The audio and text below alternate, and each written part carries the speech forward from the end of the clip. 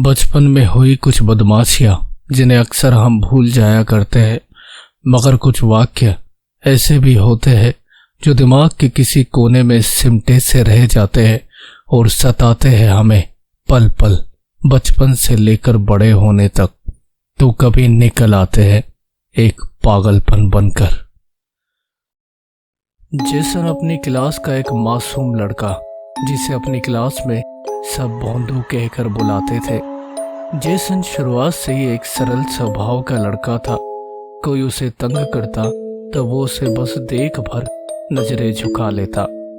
वो जितना नजरें झुकाता, क्लास के शरारती बच्चे उसे उतना ही चिढ़ाने की कोशिश करते।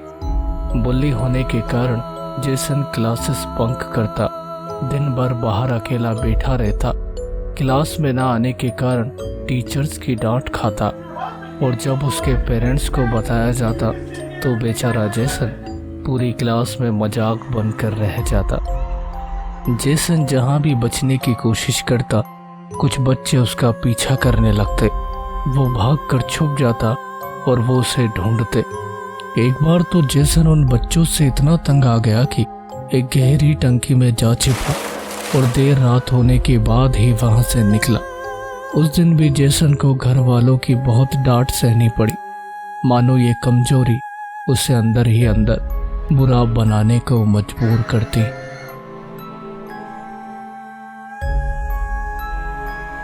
वो घंटों अपने रूम में लोक रहता, अपना सारा गुस्सा जानवरों पे निकालता। कुछ कचरे से मिले इंजेक्शन तो कुछ नुकीली कीले ले वो किसी ना किसी जानवर को अपने फटे पुराने बैग में डाल कर ले आता और घर आकर उन जानवरों के बहते खून को घंटों बैठे देखता रहता। एक अजीब सी चीज उसे ऐसा करने पे मजबूर करती, शायद एक रोष जो वो लड़कों पे ना उतार सका, या एक बात जो वो किसी को जता ना सका। घंटों वो शैतानी किताबें और मर्डर मिस्ट्रीज पढ़ता, बिस्तर पे लेट अपनी आंखें बंद कर उन मर्डर मिस्ट्रीज की किताबों का किरदार बन सड़कों पे निकल लोगों का खून करता। अपने ख्वाबों की दुनिया में खो वो अपने बदले को पूरा करता और रोज सुबह फिर क्लास में जा अकेला बैठा उन लड़कों के ताने सुनता।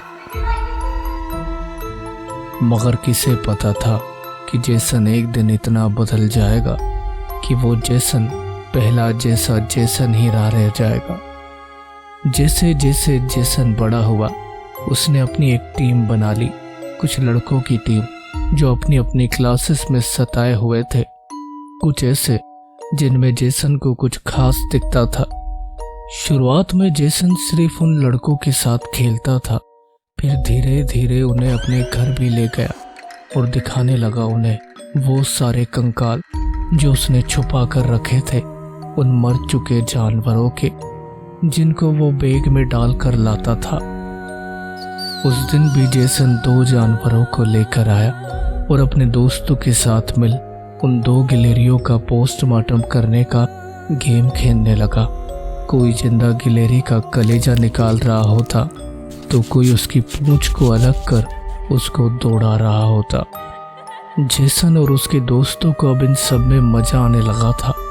वो कई जानवरों को जंगल से उठा लाते और उनको अलग अलग हिस्सों में काट उनको तड़पता देखते, और फिर धीरे धीरे शुरू हुआ उनका शैतान की क्रिया करना, एक ऐसी क्रिया जिसे वो लोग शैतान को भोग लगाना कहते थे।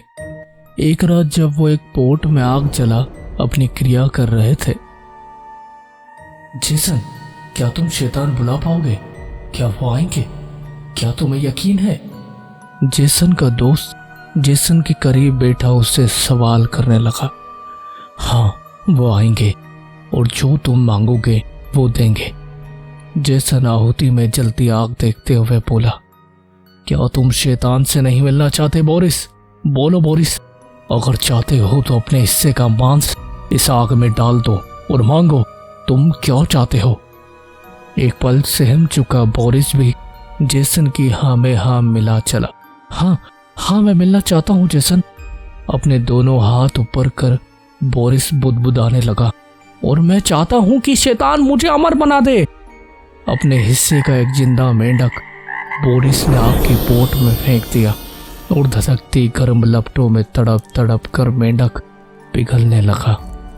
तुम्हारी आहुति पूरी हुई बोरिस, शैतान ने मेंढक निगल लिया। एक बनावटी सी बात जेसन ने अपने दोस्तों के भीतर उतार दी। तुम्हारी बारी एरिक।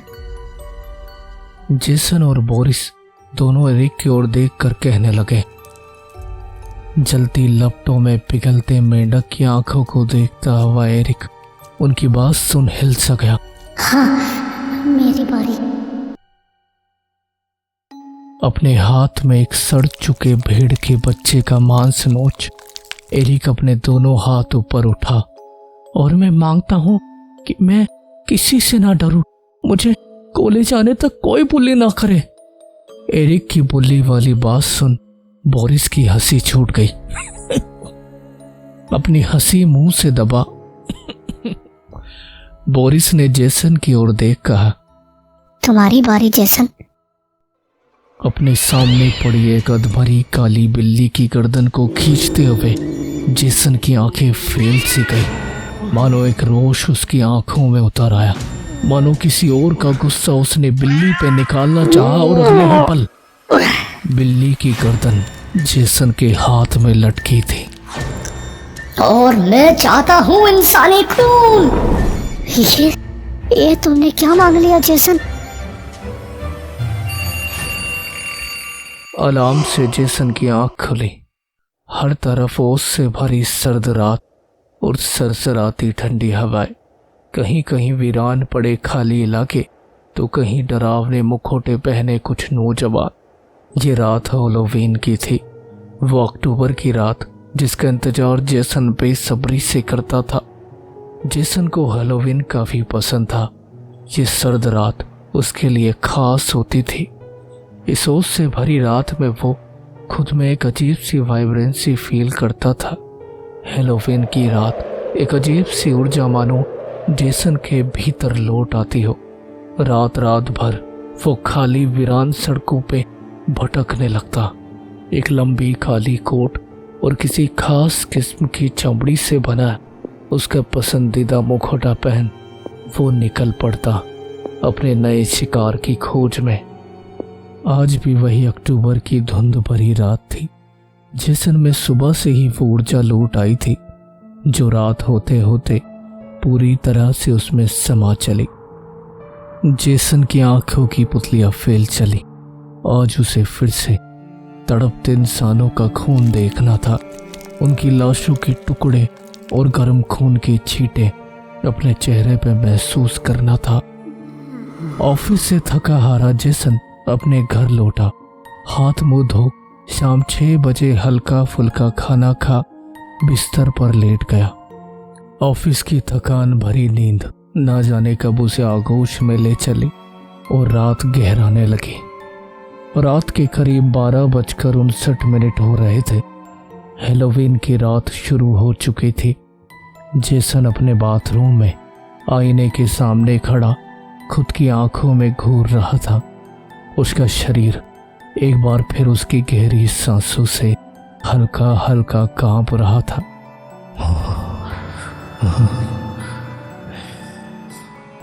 मानो एक जानवर आईने के भीतर उसे नजर आ रहा हो।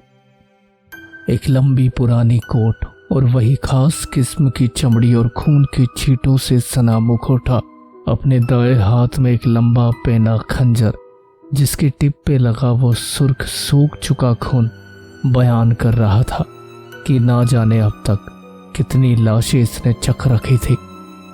अपने बड़े बूट्स के भारी कदम लिए जेसन घर से निकल चला। आज की रात फिर कुछ भयानक होने वाला था। सर्द ठंडी हवाएं और रात के समय रोते जानवरों की आवाजें, तो कहीं कहीं वीरानी में दूर जल रही टिमटिमाती लाइट्स बयान कर रही थी कि पूरी आबादी एक गहरी नींद के आगोश में सिमट चली थी और जगे रह गए थे तो केवल मन चले लोग जो हैलोवीन की इस रात का लुफ्त उठा रहे थे। जेसन खुली वीरान सड़कों पे कई देर घूमता रहा। उसकी आंखें किसी इंसानी शिकार को खोज रही थी। जेसन अपने घर से कई दूर निकल आया था। अब रास्ते केवल वीरानी दर्शा रहे थे कि तभी जेसन ने दूर से आती कुछ आवाजें सुनी। एक पल ठहर कान लगा। जेसन अपने कदम रास्ते के दाईं ओर ले गया। जरा दूरी पे नजर गई तो पाया कुछ यंगस्टर्स खुली जगह पे नशा कर रहे थे। इतने बड़े कोट और भारी बूट्स की आवाज करते किसी को आते सुना तो सभी उसी की ओर देखने लगे। अरे वो कौन आ रहा है? क्या तुम अपने डैडी को भी इनवाइट कराए एडम? एडम सुर्ख गले में शराब की घूंट निकल चला। उसे लगा कि कहीं सच में उसके डैडी ही तो नहीं आ रहे। टिम, चलने का समय हो गया। रुको चिकी, पहले देखने तो दो वो कौन है।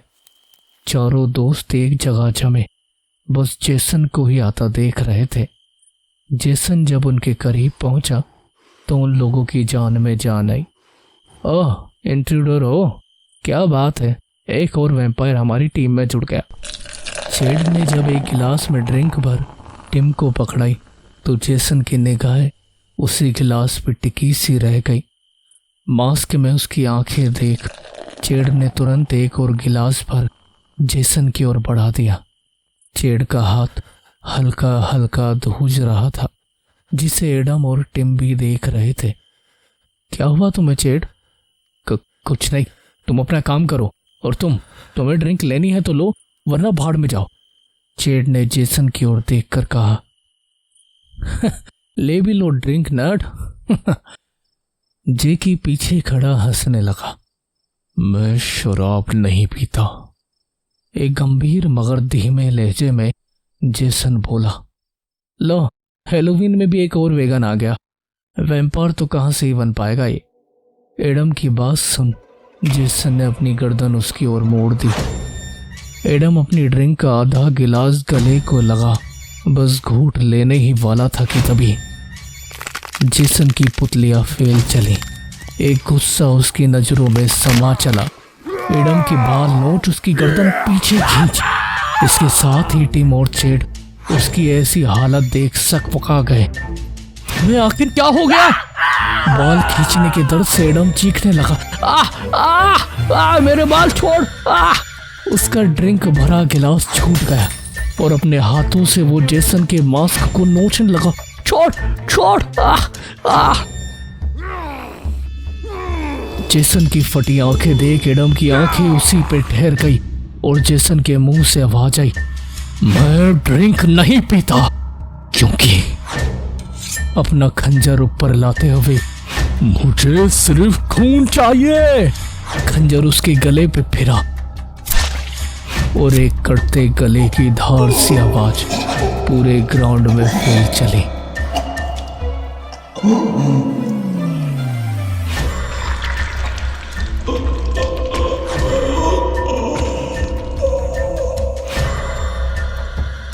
एडम की निकलती चीखें किसी कटते जानवर की नलियों से आती हवा की आवाज सी होने लगी।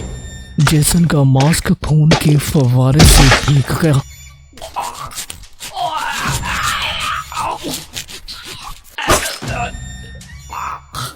अपनी आंखों के सामने एडम के कट रहे गले को देख टिम और चेड गिरते पड़ते चीखे मारते भागने लगे।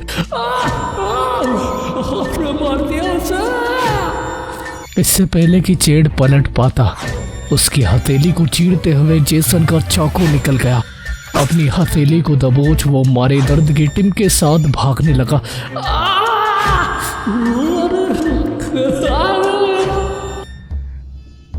जेकी तो एडम के बाल पकड़ने के वक्त ही दूसरे वीरान रास्ते की ओर भाग गया था, अपने गले की फटी नसों को संभालते हुए। खून की खांसी लिया एडम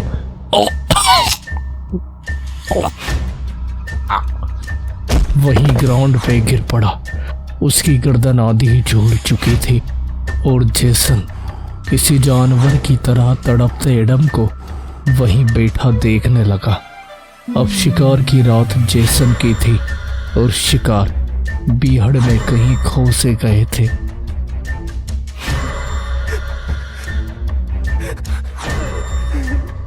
क्या जेसन चेड और टिम को ढूंढ पाएगा?